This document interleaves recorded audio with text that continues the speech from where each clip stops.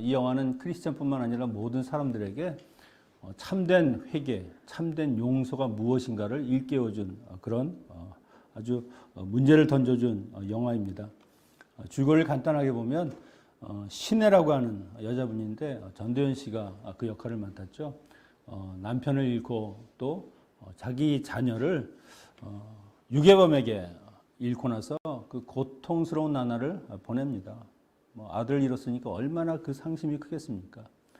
근데 어느 날 우연히 교회에 가게 되고 거기서 예수 그리스도를 영접하죠. 그리고는 이제 신앙의 길로 접어들었습니다. 신앙생활 하다 보니까 주님이 원수도 사랑하는 그 말씀을 듣고 나서 그 여인의 마음에 감동이 일죠.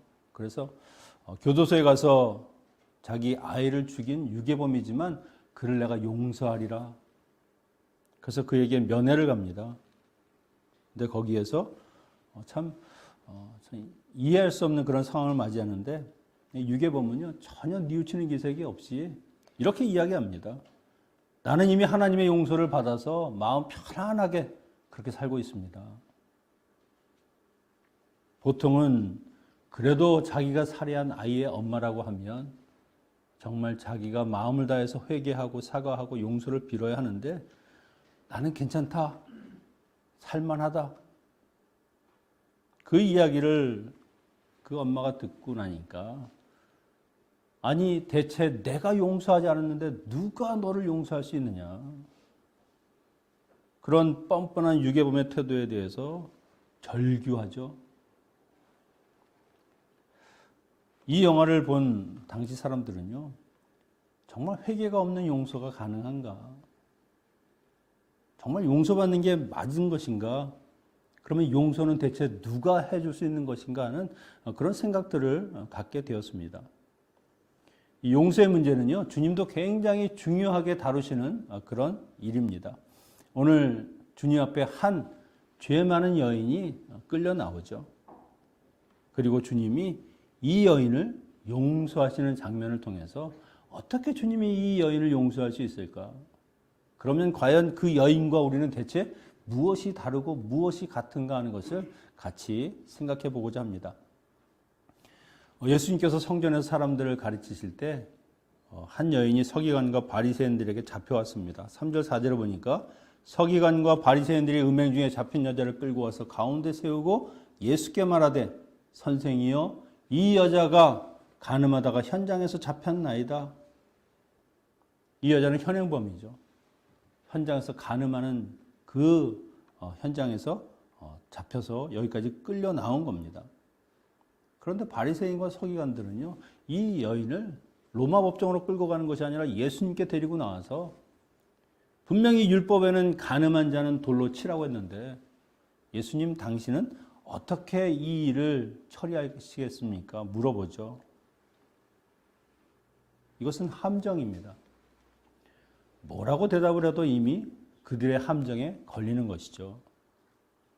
그들이 늘 주님을 어떻게 하면 올가맬까, 그리고 그 죄를 물어서 죽일까 하는 그런 음모와 계획을 여기에서 적용하는 겁니다. 그 좋은 머리로 사람들을 살리는 데 쓰면 얼마나 좋겠습니까마는 늘 이렇게 어떻게 하면 주님을 그들이 무너뜨릴까 하는데 그 머리를 썼다는 것이죠. 만약에 예수님께서 그 여인을 용서하라 이렇게 말씀하시면 율법을 어기는 것이죠. 그래서 율법을 어기는 죄를 묻는 겁니다. 그런데 만약에 율법대로 돌로 쳐라 이렇게 말씀하시면 늘 말씀하실 때마다 하나님을 사랑하고 너희들도 서로 사랑하라 그렇게 사랑법에 대해서 말씀하셨는데 모순이 되는 거죠. 가르침에 위배되는 거짓말장이 그냥 말로만 번듯하게 이야기하는 그런 사람이라고 비난하려고 하는 것이 그들의 속셈입니다. 이런 시험들이 몇 번 있었습니다. 말을 어떻게 하든 올무에 걸리는. 가이사에게 세를 바쳐야 합니까? 말아야 합니까? 바치라고 하면 그 로마를 증오하는 유대인들에게 배척받는 것이죠. 바치지 말라고 하면 로마에 반역하는 죄로 로마 법정에 고발당하고 무슨 대답을 하든 주님을 궁지에 몰아넣는 그런 난해한 문제들을 가지고 옵니다. 주님께서 가이사의 것은 가이사에게 바쳐라. 그 말씀을 통해서 하나님의 것은 하나님께 드려라. 너희들은 지금 하나님께 제대로 드리고 있느냐? 그 잘못된 삶을 드러내시고 그들의 죄를 깨닫게 하시는 것이죠. 예수님께서는요, 이런 곤란한 상황에서도요, 율법의 본질적인 의미가 무엇인지를 밝혀주시면서 그 일들을 해결하는 겁니다. 율법은 누구를 정죄하라고 준 것이 아닙니다. 저 사람은 이것을 어겼어, 지켰어. 아니요.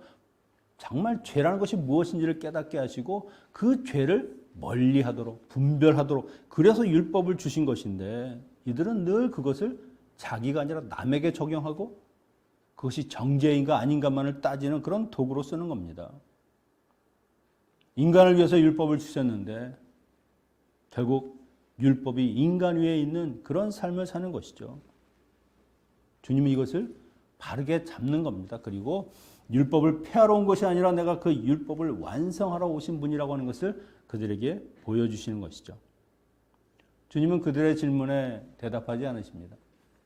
몸을 굽혀 땅에 무언가를 쓰셨습니다. 무엇을 썼는지에 대해서는 설명이 없죠. 사람들은 이걸 굉장히 궁금해합니다. 무엇을 쓰셨을까? 제7계명 간음하지 말라, 아니면 이들의 제목을 하나씩 하나씩 다 적으셨을까? 그렇게 말하는 학자들도 있습니다. 하지만 성경에서 기록하지 않는다는 것은요, 중요하지 않다는 거예요. 몰라도 된다는 겁니다. 그런데 그것을 가지고 평생을 연구를 하고 그럴 필요가 없는 것이죠. 궁금한 건 나중에 천국 가셔서 주님한테 물어보시면 됩니다. 주님 그때 뭐라고 쓰셨습니까? 정말 궁금합니다. 우리는 성경이 말하는 데까지 가고 성경이 이야기하는 데까지만 가면 되는 겁니다. 그 본질이 아닌 것을 가지고 우리가 씨름하다 보면 결국 중요한 것은 다 놓치는 것이죠. 엉뚱한 해석을 하거나 그런 엉뚱한 결론에 도달하기가 쉽다는 겁니다. 주님은 무언가 땅에 글을 쓰셨습니다. 그리고 허리를 펴시고 말씀합니다.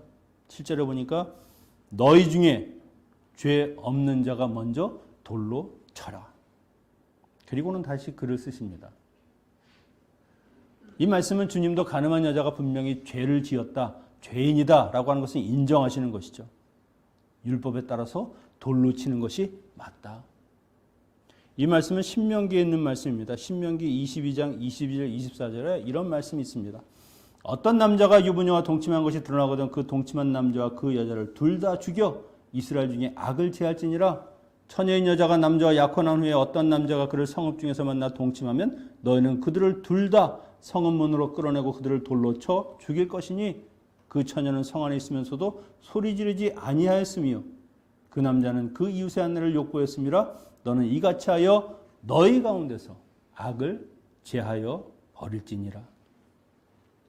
율법대로 하라는 겁니다. 그런데 이상하죠? 분명히 율법에는 둘 다라고 했습니다.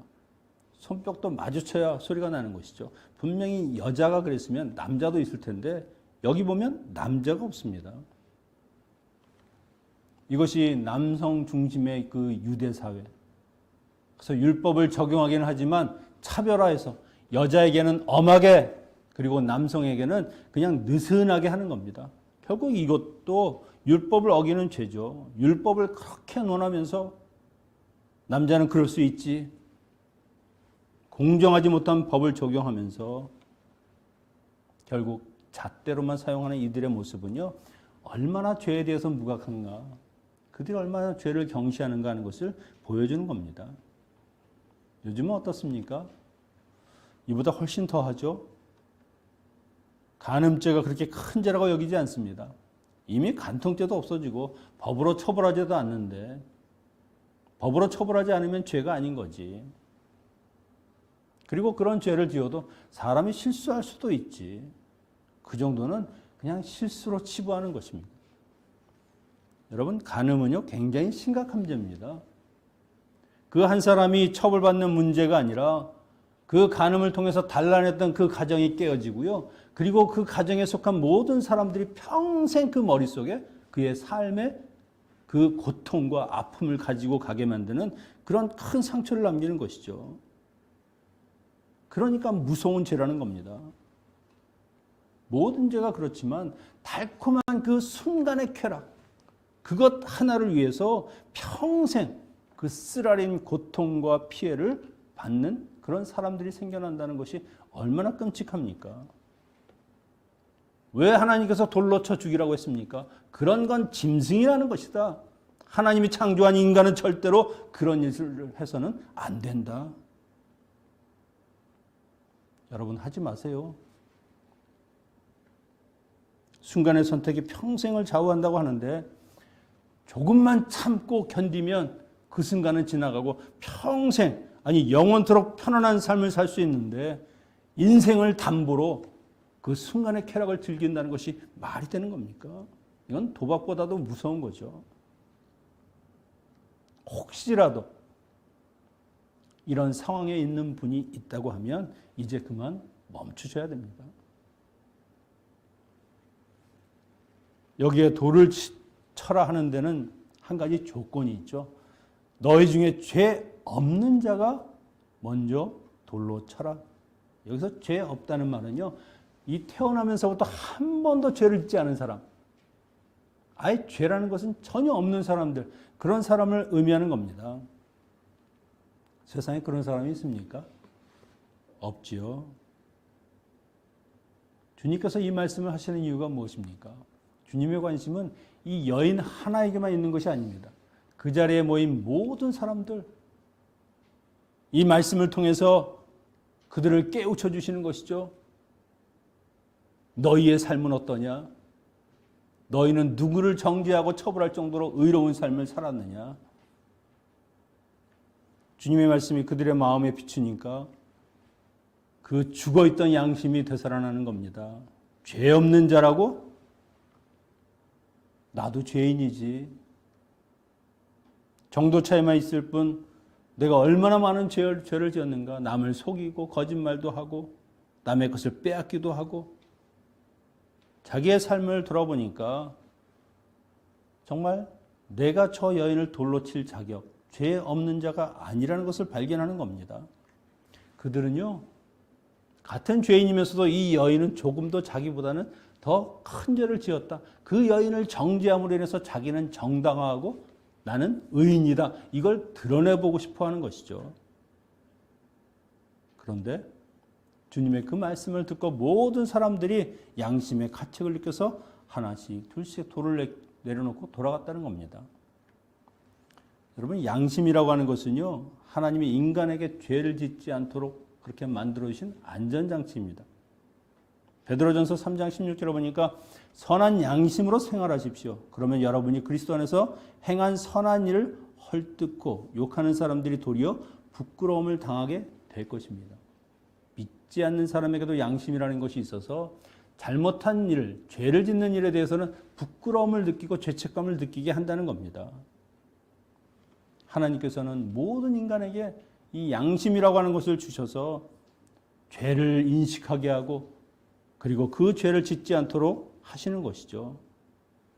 그런데 죄가 세상에 만연하게 되니까 더 이상 죄를 죄로 느끼지 못하고 양심에 화인 맞은 사람들처럼 그 양심이 죽어버리는 겁니다. 나만 그래? 다 그렇게 살아. 안 하는 게 바보지. 그렇게 안 하면 남들에게 왕따 당해. 세상에서 뒤처져. 오히려 말씀대로 선하게 사는 사람들이 이상한 사람 취급을 받는 그런 시대가 되었습니다.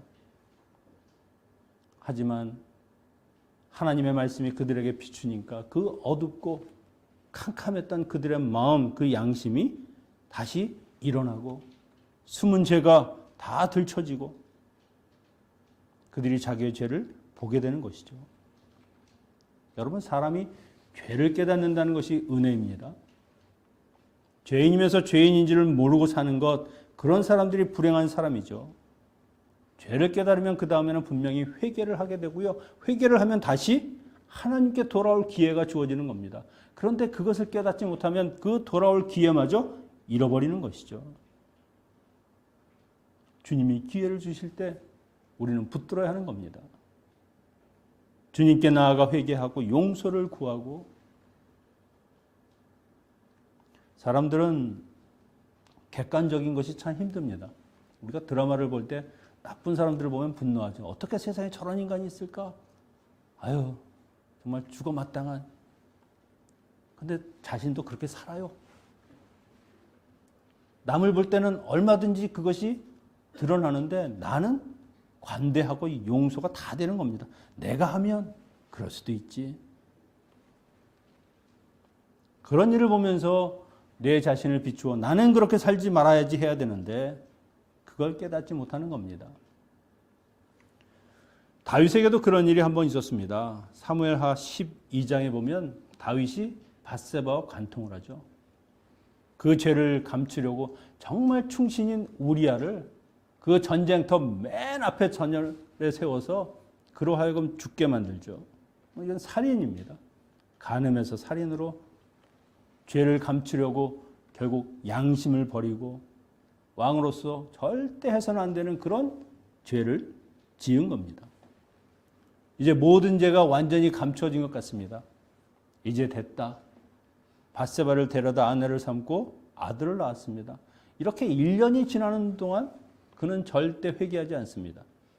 하나님이 그 일을 악하다. 선지자 나단을 보내죠. 나단이 다윗에게 이런 이야기를 합니다. 왕이시여, 한 성읍에 두 사람이 있는데 부자인 사람은 소도 많고 양도 많고 정말 잘 사는 사람이고 아주 가난한 사람이 하나 있는데 그냥 그 집에는 암양이 하나 있는데 정말 애지중지 딸처럼 그렇게 사랑하면서 키우는 그런 사람이 있었습니다. 어느 날 그 부자에게 손님이 왔는데 자기의 소와 양이 아니라 그 가난한 사람의 그 사랑하는 암양을 데려다가 그곳으로 손님을 대접했습니다. 다윗이 듣고 깜짝 놀라죠. 그런 세상에 죽일 놈이 있냐? 그런 놈은 죽어 마땅하다. 나단이 그게 바로 당신입니다. 그리고는 하나님의 말씀을 전합니다. 내가 너를 왕으로 기름 부어 사울의 손에서도 구원하여 왕을 삼았는데 어찌하여 나를 업신여기고 우리아의 아내를 뺏어서 내 아내를 삼았느냐? 하나님이 부족함 없이 다 채워주었는데 더 부족하면 다 하나님께서 채워주실 텐데 어찌하여 우리에게는 하나뿐인 그 아내를 그걸 너의 아내를 삼고 그것을 간통하는 죄를 짓고 그것도 모자라서 살인을 하는 그런 죄를 해서는 안 되는 그 일을 내가 했다라고 말하는 것이죠.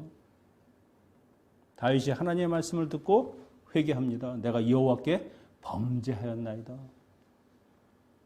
하나님이 용서는 하십니다. 그런데 너희 집안에 대대로 칼이 멈추지 않을 것이다.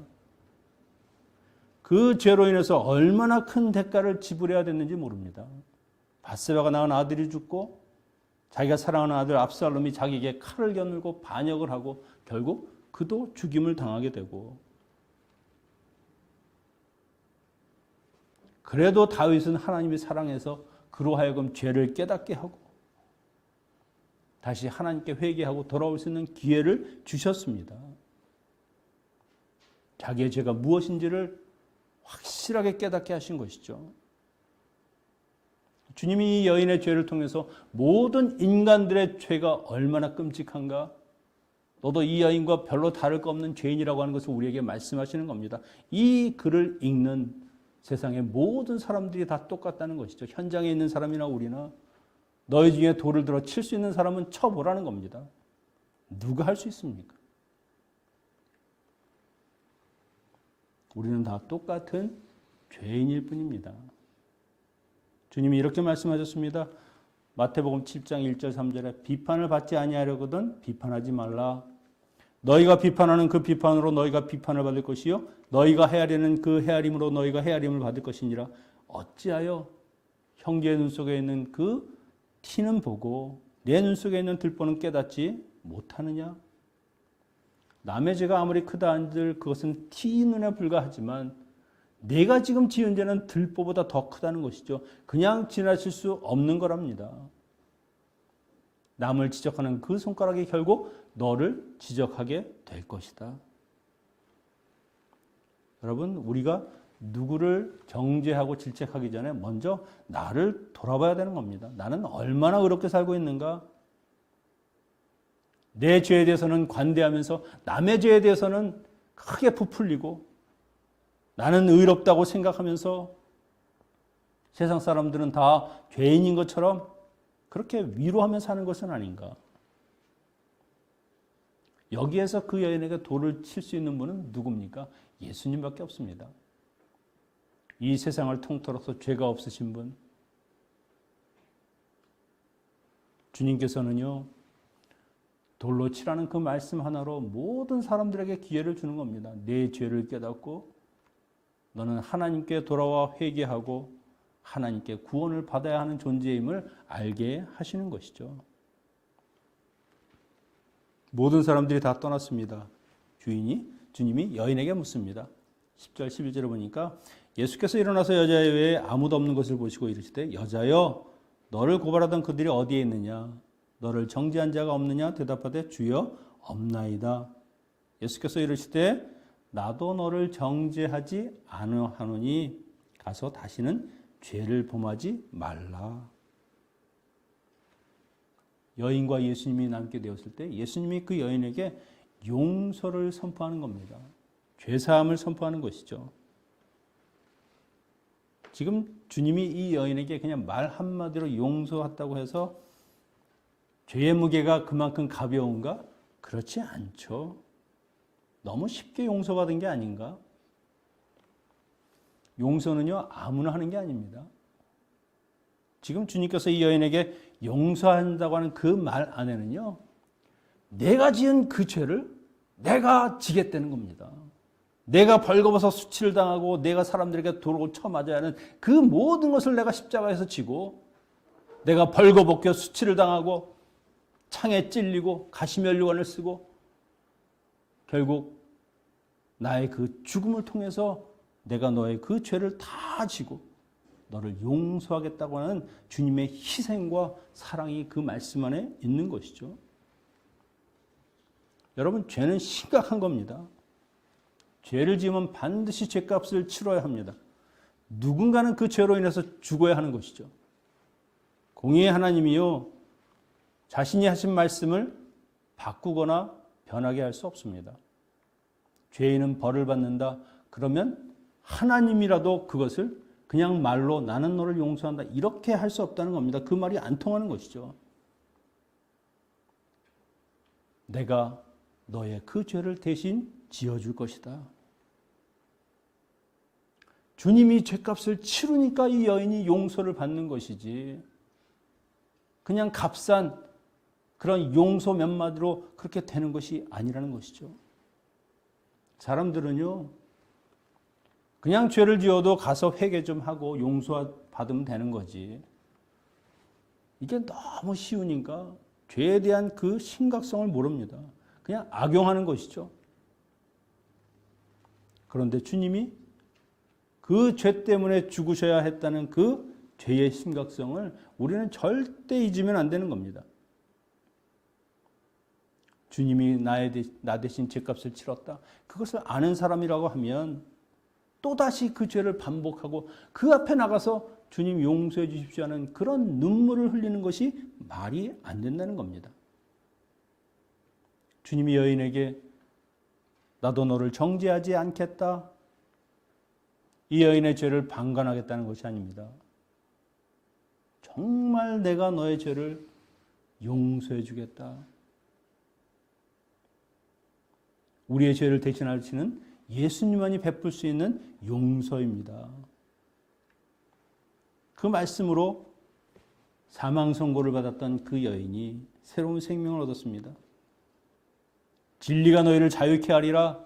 그 진리이신 예수 그리스도를 만나고 나니까 죽음이 자유함으로 바뀌었죠. 이것이 주님이 우리에게 베풀어 주시는 놀라운 은혜라고 하는 겁니다. 모든 죄로 인해서 고통받고 무거운 죄짐에 눌려 사는 세상 사람들, 그들에게 이 말씀을 하시는 것이죠. 나도 너를 정죄하지 않는다. 너는 이제 자유한 자다. 로마서 8장 1절 2절에 그러므로 이제 예수 그리스도 안에 있는 자에게는 결코 정죄함이 없나니 이는 그리스도 예수 안에 있는 생명의 성령의 법이 죄와 사망의 법에서 너를 해방하였음이라. 주님으로 우리는 자유한 자가 되었죠. 더 이상 사망의 법이 아니라 생명의 성령의 법에 속한 사람들이 된 것입니다. 여러분, 이제 여러분은 자유합니다. 죄의 굴레에서 벗어난 사람들입니다. 주님이 이미 대속의 은혜로 우리의 모든 죄가 깨끗하게 씻겼습니다. 더 이상 여러분에게 손가락질할 사람이 없어요. 여러분을 돌로 칠 수 있는 예수 그리스도가 여러분을 용서하셨습니다. 당당하게 어깨를 피시고 살아도 됩니다. 내가 몇 년 전에 옛날에 지었던 그 죄로 아직도 그것에 눌려 사는 것은요, 주님이 십자가를 지었다는 그 사실을 믿지 않는 것이죠. 의심하는 겁니다. 과연 내 죄가 사하여졌을까? 아니요. 분명히 주님이 다 갚으셨습니다. 하지만 한 가지 우리가 염두에 두어야 할 것이 있죠. 주님이 용서함을 받고 떠나는 그 여인에게 마지막 이 말씀을 하십니다. 다시는 죄를 짓지 말라. 다시는 죄를 짓지 말라. 내가 이렇게 죄의 심각성을 알았다고 하면 예수 그리스도께서 너를 위해서 죽으시고 너의 죄를 다 갚아주시는 대속의 은혜를 안다고 하면 이제는 죄가 아니라 죄에서 떠나 거룩한 삶을 살아가라고 명령하시는 겁니다. 이 여인은 이미 죄의 심각성을 깨달았을 겁니다. 여인으로서 현장에서 잡혀왔으니 그저 그 남루한 옷으로 사람들 그 중심에 섰습니다. 이건 여인으로서 더 이상 당하지 못할 그런 수치스러운 삶이죠. 모두 자기의 추한 모습을 다 봤습니다. 여인으로서 사형 선고를 받은 것과 같은 이런 삶의 정말 처참한 자리에 앉았던 그 여인이 다시 죄를 짓는다. 그리고 그것을 다 잊어버리고 주님이 그 여인에게 용서를 베푸시고 정말 깊은 사랑을 베풀어 주셨는데도 불구하고 다시 똑같은 간음죄를 진다고 하면 여러분 뭐라고 하시겠습니까?